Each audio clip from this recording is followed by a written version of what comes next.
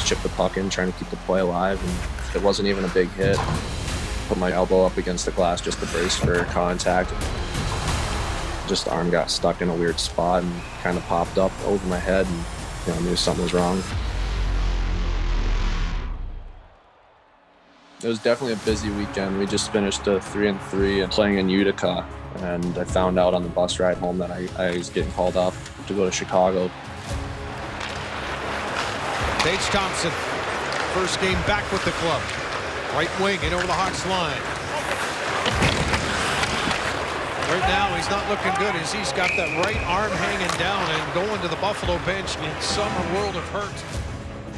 So there's a lot of adrenaline going through your body, so you don't really feel it at first. You're just trying to process what's going on, and really frustrated to skate back to the bench there just because I knew I could feel that my shoulder was out of its socket. And then just sitting back in the locker room while the docs tried to put it back in.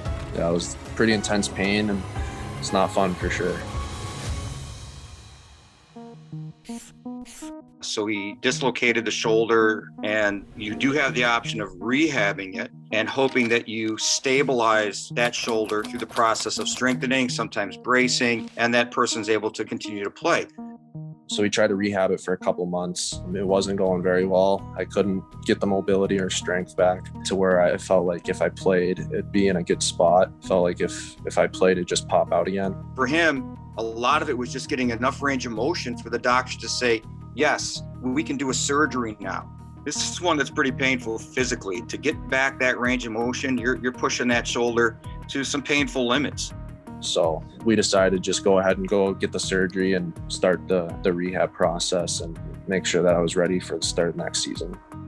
With a young guy who's trying to earn minutes and trying to earn time in the NHL, it's tough mentally. And, it's a lot of lonely days back in rehab, but you just kind of grind through it, and sometimes it's tough. So it was just a long process. It was obviously a long summer with the way the virus hit and everything just kind of getting canceled and pushed back.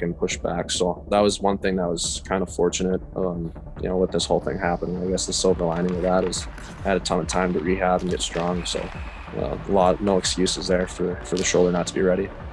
He did a great job with his strength training, and he's got a big frame, and he's still, we kind of forget how young he is, so he's still putting on muscle and size, and absolutely he came back stronger and, in a good frame of mind. They score!